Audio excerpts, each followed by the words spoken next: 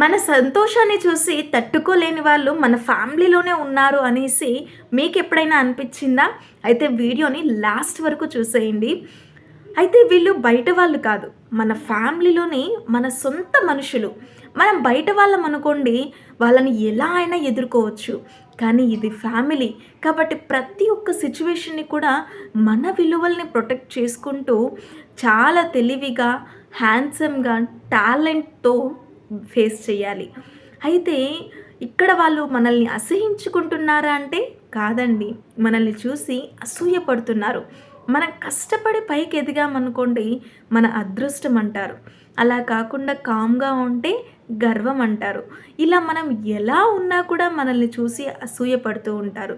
అయితే ఇటువంటి సిచ్యువేషన్స్ని ఎలా ఫేస్ చేయాలి, ఎలా ఓవర్కమ్ అవ్వాలి, మన ఫ్యామిలీతో ఎటువంటి డిస్టర్బెన్స్ లేకుండా ఎలా మూవ్ ఆన్ అవ్వాలి అనేసి ఈ వీడియోలో అయితే మాట్లాడుకుందాం. మీ మనసులతో నా మనసు.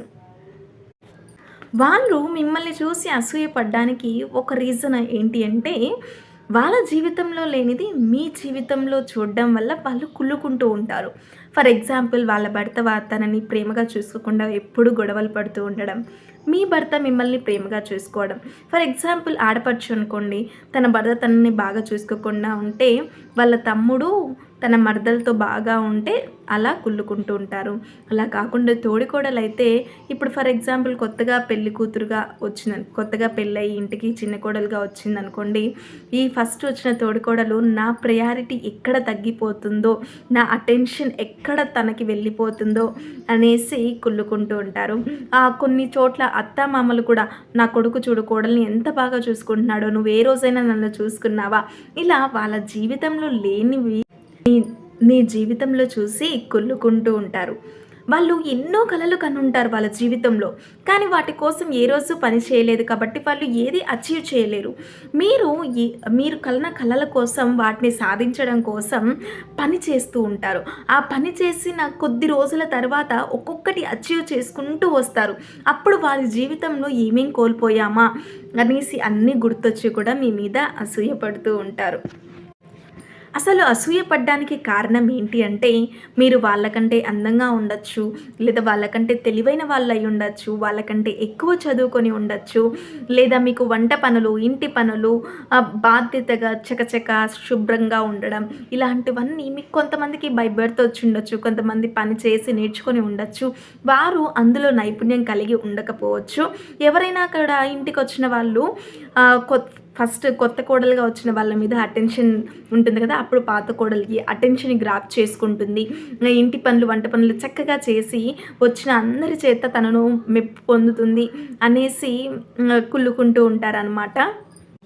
ఇలా వాళ్ళు మీ మీద, అంటే ద్వేషం కాదు, ఇది కుళ్ళుకుంటూ ఉంటారు. వాళ్ళకి తెలియకుండానే మీ మీద కుళ్ళుకుంటూ ఉంటారు, అసూయపడుతూ ఉంటారు. మీరు జీవితంలో పైకి ఎదిగితే వాళ్ళని పట్టించుకోరేమో, వాళ్ళు ట్రై చేస్తారు మీలాగా ఉండటానికి, కానీ అది వాళ్ళ వల్ల సాధ్యం కాదు, వాళ్ళకి అలవాటు కాదు. కాబట్టి వాళ్ళు మిమ్మల్ని చూసి అసూయపడుతూ ఉంటారు.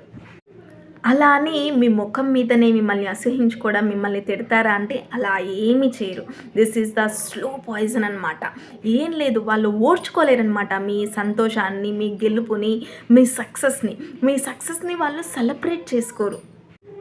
మీరు తీసుకున్న నిర్ణయాల్ని క్వశ్చన్ చేస్తారు. మీరు ఏదైనా చెప్తే అందులో నెగిటివిటీ వెతుకుతారు. మీరు బాధపడుతూ ఉంటే ఇగ్నోర్ చేస్తారు. మీరు సంతోషంగా ఉంటే సైలెంట్గా ఉంటారు. ఇలా మీ బాధని, మీ సలహాని, మీ సిచ్యువేషన్ని, మీ సక్సెస్ని ప్రతి దాంట్లో కూడా వాళ్ళకి ఏది పట్టనట్లు సైలెంట్గా ఉంటారు.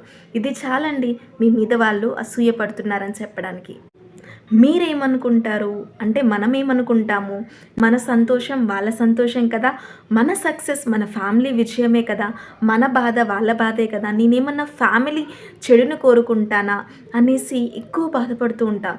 కానీ నిజం ఏంటంటే, ఫ్యామిలీ మెంబర్స్ అనగానే సపోర్ట్ చేయాలి, ఎంకరేజ్ చేయాలి అని రూల్ ఏం లేదు. ఎవరి మెంటాలిటీ వాళ్ళది, ఎవరి మనస్ఫూర్తిగా, అంటే ఎవరి మెంటాలిటీ వాళ్ళదనమాట, ఎవరి ఆలోచన విధానం వాళ్ళది. బ్లడ్ రిలేషన్ అక్కా చెల్లెల్లోనే అసూయ ఉంటుంది.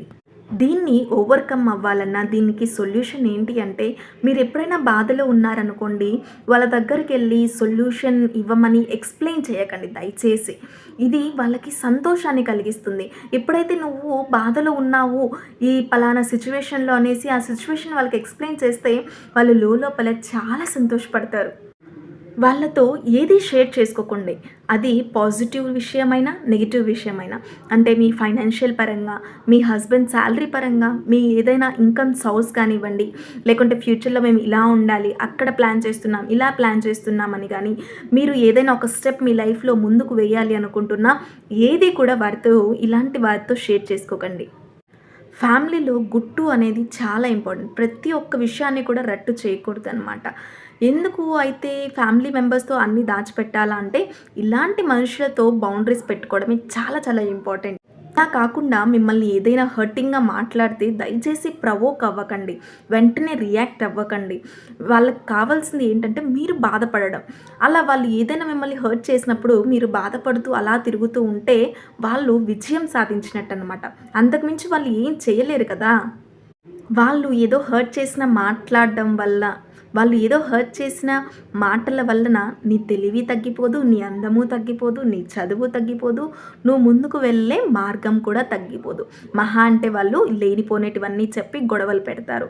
ఇలా మీ మనస్సుని శాంతంగా లేకుండా అశాంతిగా ఉండేలాగా చేస్తారనమాట.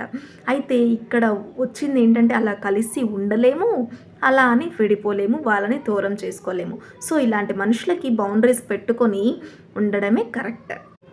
అలా అని వాళ్ళని హర్ట్ చేయకండి. వాళ్ళని నెగ్లెక్ట్ చేసినట్లు కనిపించకండి.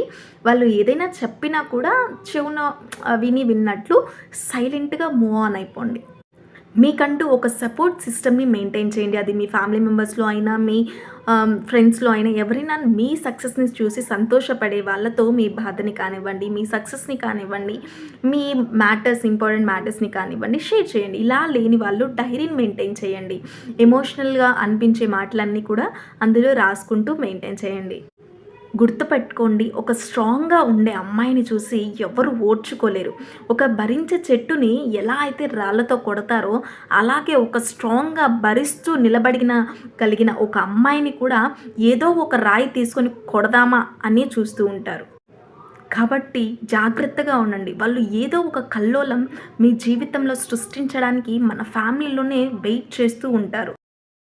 మీ యొక్క డిగ్నిటీతో, మీ యొక్క కన్సిస్టెంట్ వర్క్‌తో, మీ యొక్క కరేజ్‌తో ముందుకు సాగిపోండి. మీ ప్రోగ్రెస్‌ని చూసి తట్టుకోలేని వాళ్ళు ఎప్పుడూ మీ లైఫ్‌లో ఆడియన్స్‌గా ఉండాల్సిందే. ఎప్పుడూ కూడా మిమ్మల్ని డైరెక్ట్ చేయలేరు.